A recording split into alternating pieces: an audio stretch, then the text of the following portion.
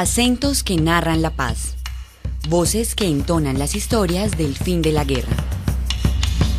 Es lamentable que en Colombia los líderes campesinos, los líderes sociales terminen sus vidas así. Que no haya tanto derramamiento de sangre, tanto sufrimiento como el que hemos pasado nosotros.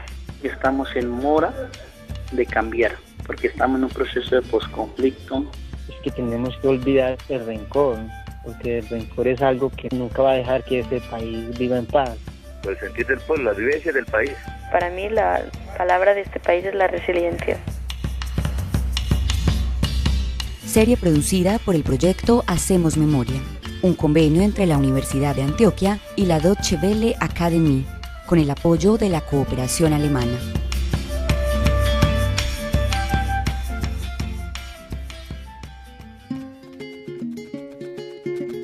Jesús María Pérez Ortega es un campesino de 83 años que se ganó el apodo de Guardián de los Montes de María, porque durante más de 50 años guardó fotografías, discursos y documentos en un archivo que contiene la historia del movimiento campesino de esa región del país.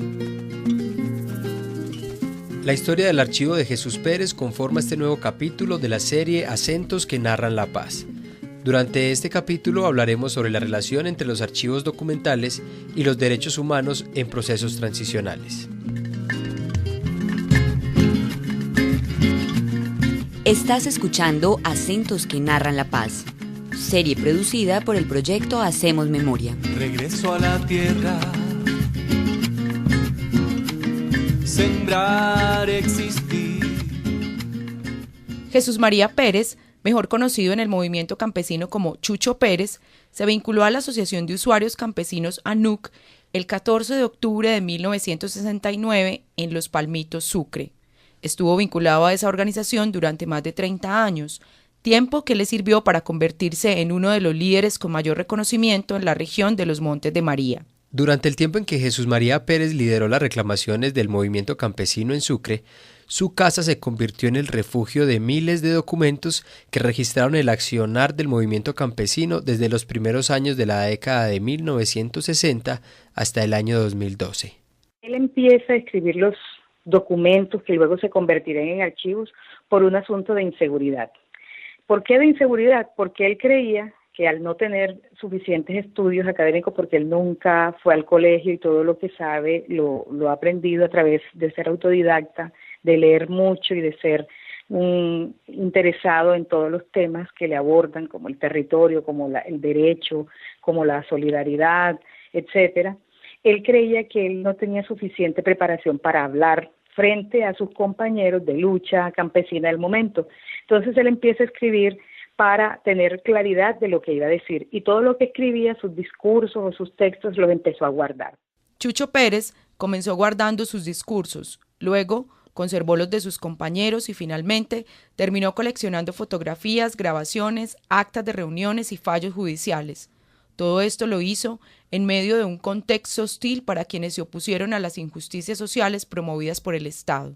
Pero en esa época era muy difícil tener información, no solo difícil por el guardarlos y como asegurarlos de manera que no se dañaran, sino porque el guardar significaba también una evidencia de los procesos que estaban adelantando, y en un momento en que la polarización, como en este momento se está dando, en aquella época era una polarización dada hacia el comunismo, o sea, tú eras comunista o no lo eras.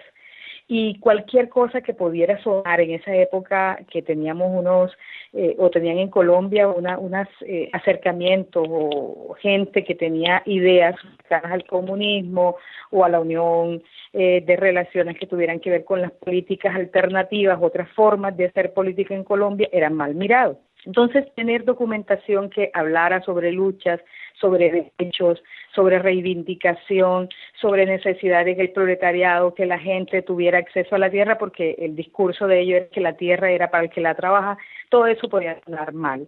Y eran blancos de estas estigmatizaciones políticas que se daban en la época. Entonces, no era solo guardarlas para que no se tuviera una claridad frente al movimiento, dar cuenta, porque él era muy recto y muy correcto con sus cosas, entonces guardaba para dar cuenta, para tener seguridad frente a lo que decía, sino que tenerlos también implicaba una falta de seguridad para su persona, para la gente que estaba alrededor de ellos.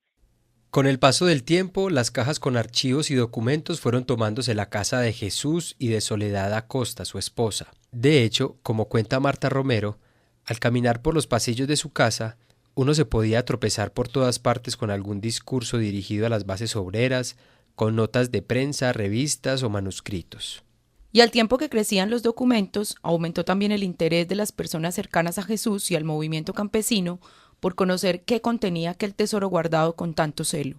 Jesús Pérez, del que está en todas las tribunas, en que en todas las organizaciones se escucha, y si alguien quería hablar de lucha campesina, casi que era obligatorio hablar de Jesús Pérez y de otros personajes que en Sucre han estado haciendo este trabajo. Entonces, Gonzalo Sánchez, que ahora es director del Centro Nacional de Memoria Histórica, en ese momento estaba haciendo un trabajo para conocer cómo había sido la lucha de los campesinos, y fue, digamos, que uno de los que se comprometió inicialmente a publicar todo esto que él encontraba, porque Jesús Pérez no solo guardaba, sino que escribía, y ya tenía escritos más de 2-3 libros en esa época, cuando los académicos empezaron a interesarse en Montes de María y en las luchas campesinas, para escribir un poco de la historia, de la memoria histórica que se había estado viviendo en la zona. Y posteriormente otras personas también llegaron donde él, Italá, que era una antropóloga, Edelmira Pérez, que trabajó una socióloga que trabajaba con Incora, también gente que era de la región y que se preocupaba, como Ricardo Esquivia o como José Francisco Restrepo, que habían estado participando en organizaciones gubernamentales y que daban como apoyo a los campesinos para que siguieran su trabajo. Todos ellos empezaron a visibilizar el trabajo que hizo Jesús Pérez y que ha seguido haciendo, y eso le permitió como dar a conocer su trabajo. Desde los Montes de María le ponen acento a la memoria. El archivo de Jesús Pérez hoy día es reconocido por la comunidad como una de las fuentes más ricas de construcción de memoria colectiva. Por esa razón, es una de las piezas claves en la construcción de la Casa de la Memoria, que contendrá el relato sobre el pasado de violencia y de reconciliación de los Montes de María.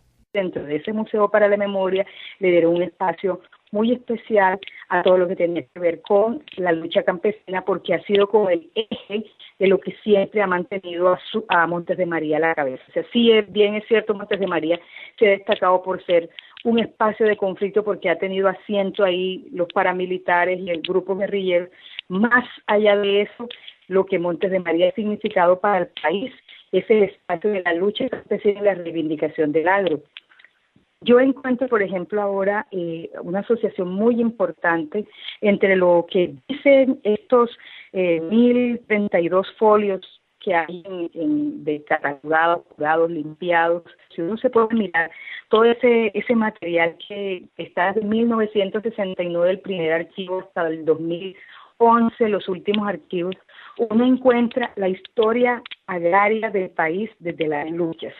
Es una tesis de doctorado perfectamente se podría desarrollar solo revisando esos archivos. La vida de Jesús Pérez transcurrió entre su pasión por la conservación de la historia, el amor por su tierra y la lucha por los derechos de los campesinos. En la actualidad, sigue trabajando en su pequeña finca en Los Palmitos, Sucre, pero a pesar de que se ganó un reconocimiento en toda la región como un experto en luchas agrarias, nunca pudo ver realizados los cambios por los que tanto luchó. Jesús Pérez, a pesar de ser un hombre tan viajado en toda Colombia y hasta en el exterior que ha salido, tan conocido, tan reconocido, tan importante, termina su vida como la mayoría de los líderes sociales en Colombia, y es solo, un poco enfermo, o bastante enfermo, si me permites decirlo en este momento, con muchas ideas todavía, con gran iniciativa de seguir trabajando ahora por la paz y la reconciliación de sus ideas. Él sigue pensando en que la paz es posible, y no solo posible, sino necesaria, como me lo dijo él en la entrevista, y que sigue poniendo sus ideas en procura de la construcción de paz. Pero es lamentable que en Colombia los líderes campesinos, los líderes sociales terminen sus vidas así. No es el primero que conozco en esta situación. Sigue siendo llamado, sigue siendo visitado, sigue siendo consultado, pero vive en unas condiciones muy básicas, como casi todos los campesinos de Montes de María.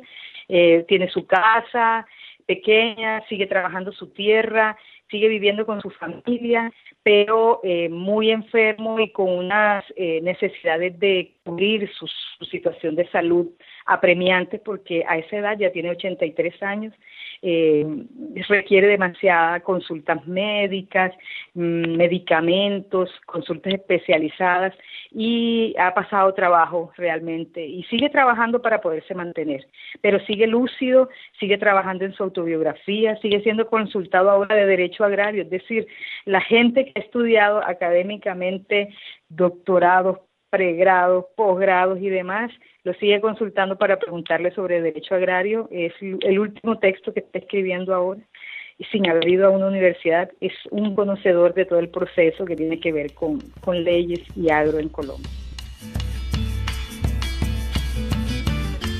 Para este episodio buscamos contar con la voz de Jesús Pérez, pero sus problemas de salud le impidieron participar en el programa.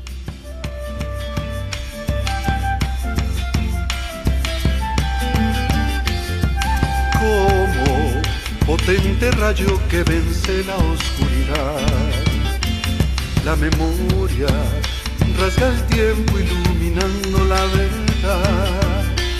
Soy un pueblo que aunque sufre no renuncia a ser la paz, y su historia será escrita con versos de libertad. Acabamos de escuchar La Memoria, una canción de Javier Alirio Juyó que conforma el álbum Tocó Cantar y que nos habla sobre la razón de ser de los archivos como el de Jesús Pérez. Así es, la memoria es el motor que mueve a quienes deciden emprender la tarea de conformar un archivo que guarde parte de la información que sirve para reconstruir la historia de nuestro conflicto armado.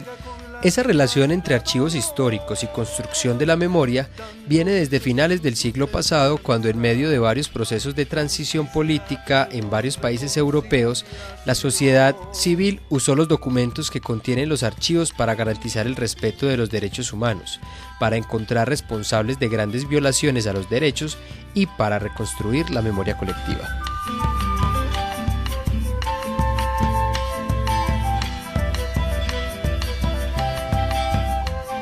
En Latinoamérica también hubo un vínculo entre los archivos y la defensa de los derechos humanos. En casos como el de la transición chilena, por ejemplo, los documentos guardados por las fuerzas militares durante la dictadura de Augusto Pinochet sirvieron luego para encontrar la verdad de cientos de crímenes en contra de la sociedad. Pero, ¿para qué sirven los archivos en procesos de transición como el que está viviendo Colombia con el acuerdo de paz logrado con las FARC? Bueno, de varias maneras. En un primer lugar, sirven para evidenciar las violaciones a los derechos humanos. Eso se ha visto, por ejemplo, en Argentina, en Brasil, en Guatemala ahora con el descubrimiento del archivo de la policía, para reparar a las víctimas en un contexto como el nuestro. A partir de la ley de víctimas, las víctimas han tenido que demostrar ante el Estado que efectivamente pues alguien muy cercano a ellas, los familiares han tenido que demostrar que alguien muy cercano a ellas ha sido víctima. Entonces los documentos en ese caso ayudan, digamos, al establecimiento de los responsables. También son muy importantes para hacer memoria de lo sucedido, que es un poco también en el momento en el que estamos, para la construcción de narrativas históricas, porque no podemos hablar de una sola memoria, sino de diversas memorias, de diversas verdades, y entonces esa pluralidad de voces ayuda a la construcción de narrativas históricas más plurales y no a una sola narrativa, para evitar el negacionismo o el revisionismo de los hechos del pasado. En la coyuntura actual, pues hay personas que niegan la existencia de un conflicto o que niegan la masacre de las bananeras o la desaparición del Palacio de Justicia. Todos estos hechos se pueden, a partir de documentos, pues demostrar que efectivamente sucedieron. La existencia y el acceso a los archivos, en este caso, que es también pues como otro de los usos, es también un indicador de buena práctica democrática. O sea, un Estado que tiene acceso a sus archivos es un Estado que tiene una madurez democrática pues que se puede considerar.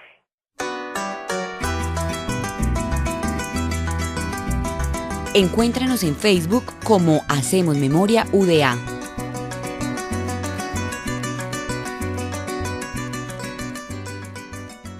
En nuestro país, a lo largo del conflicto armado que vivimos, muchas organizaciones han procurado guardar sus documentos en archivos para emprender caminos de exigencias de derechos. Muchas de esas experiencias han sido reconocidas por el Programa de Protección de Archivos de Derechos Humanos del Centro Nacional de Memoria Histórica. La principal característica de la mayoría de los archivos que han recogido en el Centro de Memoria es que contienen información privilegiada sobre los caminos que han aprendido las organizaciones sociales y las víctimas para proteger los derechos humanos. Resulta que a lo largo de la historia de nuestro conflicto armado podemos identificar y crear múltiples estrategias por medio de las cuales las comunidades en las distintas regiones, en las regiones y en las condiciones quizás a veces más adversas, han generado lo que se puede denominar estrategias de exigibilidad de derechos, es decir, caminos que pueden ser jurídicos, que pueden ser sociales y que pueden ser culturales. ¿Para qué? Para poner en evidencia unas realidades injustas y para exigir del Estado la garantía de sus derechos. Pero en materia de archivos y la relación que guardan esas valiosas fuentes de información con la historia del conflicto armado, el actual contexto del posconflicto también impone serios retos para la información que ha conservado el Estado en los archivos de sus instituciones públicas. Muchos de estos documentos, tanto los que han sido secretos como los que fueron públicos, contienen datos, cifras y nombres que pueden ayudar a esclarecer muchos hechos que ocurrieron durante el conflicto: desapariciones forzadas, asesinatos selectivos, creación de grupos paramilitares. Por eso, la historiadora Marta Giraldo, experta en archivos de derechos humanos, responde la pregunta: ¿cuáles son aquellos registros que el Estado debe abrir para el acceso de investigadores y víctimas? En principio, los archivos de inteligencia y contrainteligencia, los archivos de las fuerzas militares, que muchos de ellos, o la mayoría de ellos, están clasificados y hay, digamos, una contradicción o una antinomia jurídica entre la ley de inteligencia y contrainteligencia y la ley de transparencia de acceso a la información, porque la ley de transparencia de acceso a la información dice que deben ser puestos a disposición de la sociedad todos aquellos archivos que tengan relación con violaciones a los derechos humanos, pero no sabemos exactamente qué de esos archivos que hacen parte de las fuerzas militares o de inteligencia o contrainteligencia, pues tienen efectivamente relación con violaciones a los derechos humanos. Entonces, en un proceso como el que estamos viviendo y digamos en una muestra clara de voluntad del Estado, de sus diferentes fuerzas, de comprometerse con un futuro pues en el que se pueda reconocer que ha habido violaciones a los derechos humanos, pero también se pueda construir, digamos, un país distinto, es necesario conocer, ¿cierto?, quiénes fueron los responsables y de qué manera pues se puede reparar a las víctimas. Finalmente, vale la pena preguntarse por cuáles son las recomendaciones que deben tener en cuenta aquellas organizaciones sociales o personas que tienen en su poder algún archivo que puede brindar información sobre violaciones a los derechos humanos, iniciativas de resistencia o hechos que ocurrieron en el conflicto armado. Son como varias recomendaciones. En principio, lo ideal es que si los han utilizado, los han conservado durante un tiempo, lo ideal es que los sigan conservando, que traten de buscar pues en sus oficinas o en sus casas un lugar adecuado para tenerlos, que lean en ellos como ese valor para este momento que está viviendo el país, que pueden ser una contribución a la Comisión de la Verdad o a la Justicia Especial para la Paz, pero también a nuevas investigaciones que se hagan sobre lo que ha sido el conflicto. Si definitivamente no los pueden tener, pues recomendaciones que pues pidan, por ejemplo, al Centro Nacional de Memoria Histórica a través del Archivo de Derechos Humanos, que hagan parte del archivo del Registro Especial de Archivos de Derechos Humanos y que eventualmente esos documentos o esas colecciones documentales puedan hacer parte del Archivo de Derechos Humanos, que es un archivo digital que el Centro de Memoria Histórica está creando con los archivos que las organizaciones y las personas que han documentado el conflicto han creado a lo largo del tiempo y que se está constituyendo en un acervo documental muy importante para este momento. En Medellín se escucha Hacemos Memoria. Otra de las recomendaciones, además de procurar el buen estado de los documentos que han sido conservados durante tanto tiempo, es darles el lugar que se merecen en nuestra historia. Para eso es necesario saber qué riesgos recaen sobre los documentos. Primero tenemos que reconocer cuáles son los riesgos que recaen, si son riesgos de orden ambiental o si por el contrario son riesgos de orden sociopolítico. Es decir, si ha habido intentos de destrucción, de adulteración, de falsificación o de destrucción de esa documentación, si ha habido procesos intencionados para ello. ¿Por qué? Porque eso va a definir los caminos para protegerlos. Los caminos para protegerlos desde el punto de vista ambiental pueden implicar, por ejemplo, redefinir los lugares donde tenemos almacenado esa documentación, generar unas condiciones en las que no estén expuestos a la humedad, a estos animales, que el almacenamiento sea libre de, por ejemplo, de una exposición directa al sol, que podamos tener la temperatura adecuada y demás. Entonces, definitivamente, haciendo todos los esfuerzos, no contamos con las condiciones de infraestructura para que esos documentos sean protegidos frente a esos riesgos ambientales, pues se puedan establecer acuerdos de trabajo con instituciones que de pronto tienen la capacidad y la infraestructura para ello. Nosotros hemos encontrado que en distintas regiones del país algunas organizaciones están optando por celebrar acuerdos de trabajo con las universidades regionales, por ejemplo, ¿sí? Porque las universidades tienen bibliotecas, tienen archivos, y con acuerdos claros de trabajo se puede poner a salvo la documentación, estableciendo unos protocolos de uso y de acceso. Escuchas Acentos que narran la paz. Los archivos documentales, fotográficos y audiovisuales que han conservado organizaciones sociales, entidades gubernamentales y personas con vínculos con el conflicto armado se han convertido cada vez más en una fuente de memoria colectiva. En nuestro país, a corte de diciembre de 2017, en el Centro Nacional de Memoria Histórica, entidad encargada de crear una política pública para la protección de los archivos de derechos humanos en el país, ha registrado 1.500 archivos en toda Colombia. El creciente interés que han despertado este tipo de documentos en el país está relacionado con que se ha creado la conciencia de que deben dejarse registros para que las futuras generaciones sepan qué es lo que pasó y cómo pueden evitar que eso se repita.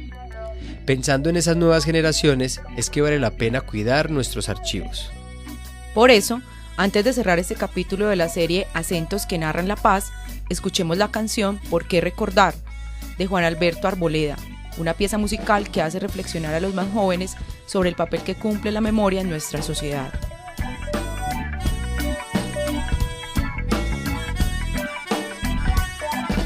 El hecho de que nos han enseñado a olvidar, ya que nos anestesiemos para perder la memoria. Por tal motivo es necesario rescatar el hábito de recordar para no repetir la historia. El hecho de que nos han enseñado a olvidar, ya que nos anestesiemos para perder la memoria. Por tal motivo es necesario rescatar el hábito de recordar para no repetir la historia. Con la canción de Juan Alberto Arboleda, incluida en el álbum Tocó Cantar, realizado por el Centro Nacional de Memoria Histórica, despedimos este capítulo de la serie Acentos que narran la paz. Hasta pronto. Decisión de pocos, acción de grupos armados, no imponen sufrimiento a pueblos que han sido olvidados, obligados en esta guerra a ser cómplices, apoyar o callar muertes mientras se elevan los índices. Sigue aumentando el miedo de un país en emergencia que oculta la cruda verdad, entreteniendo audiencias, incrementando espectáculos.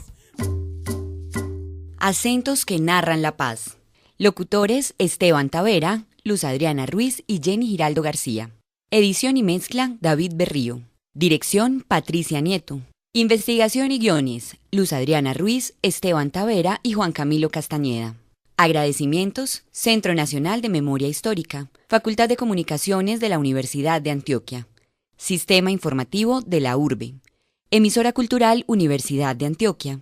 Y a todas las personas que hicieron posible la realización de esta serie. Acentos que narran la paz. Voces que entonan las historias del fin de la guerra.